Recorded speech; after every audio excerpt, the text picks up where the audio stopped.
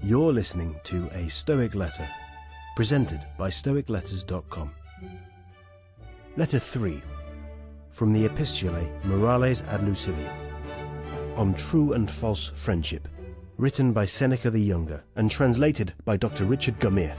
To get a letter from Seneca mailed to your door every week, visit us at stoicletters.com.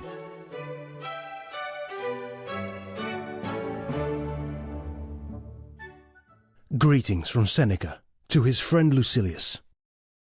You have sent a letter to me through the hand of a friend of yours, as you call him, and in your very next sentence you warn me not to discuss with him all the matters that concern you, saying that even you yourself are not accustomed to do this.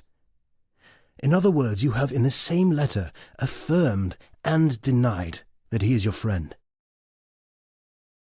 Now, if you used this word of ours in the popular sense, and called him friend in the same way in which we speak of all candidates for election as honourable gentlemen, and as we greet all men whom we meet casually, if their names slip us for the moment, with the salutation, my dear sir, so be it.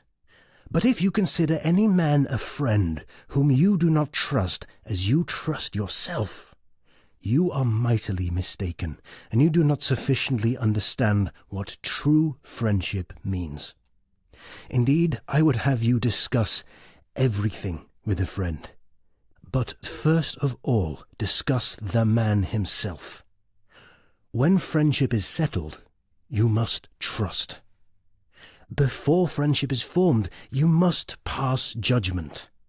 Those persons indeed put last first and confound their duties who, violating the rules of Theophrastus, judge a man after they have made him their friend, instead of making him their friend after they have judged him. Ponder for a long time whether you shall admit a given person to your friendship. But when you have decided to admit him, welcome him with all your heart and soul. Speak as boldly with him as with yourself. As to yourself, although you should live in such a way that you trust your own self with nothing which you could not entrust even to your enemy, yet since certain matters occur which convention keeps secret, you should share with a friend at least all your worries and reflections. Regard him as loyal, and you will make him loyal. Some, for example, fearing to be deceived, have taught men to deceive. By their suspicions they have given their friend the right to do wrong.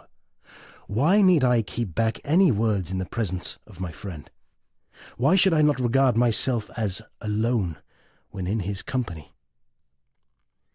There is a class of men who communicate, to anyone whom they meet, matters which should be revealed to friends alone, and unload upon the chance listener whatever irks them.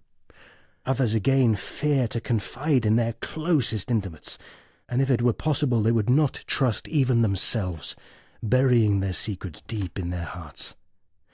But we should do neither. It is equally faulty to trust everyone and to trust no one.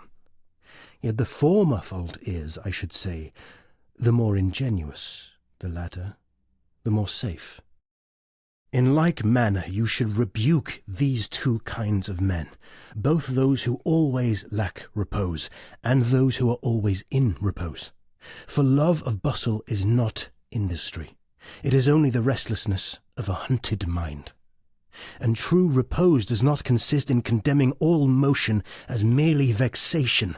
That kind of repose is slackness and inertia. Therefore you should note the following saying, taken from my reading in Pomponius.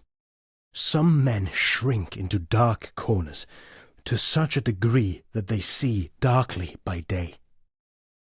No, men should combine these tendencies, and he who reposes should act, and he who acts should take repose.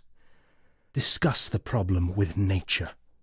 She will tell you that she has created both day and night. Farewell. This has been a Stoic Letter. If you enjoyed this letter, subscribe in Apple Podcasts, Spotify, Castbox, or your favourite podcast app. A Stoic Letter is a presentation of stoicletters.com, a service which mails you one beautiful Stoic letter every week. If you'd like to explore Stoicism by mail, visit stoicletters.com and use code POD5, that's POD and the number 5, to save $5 on your first order.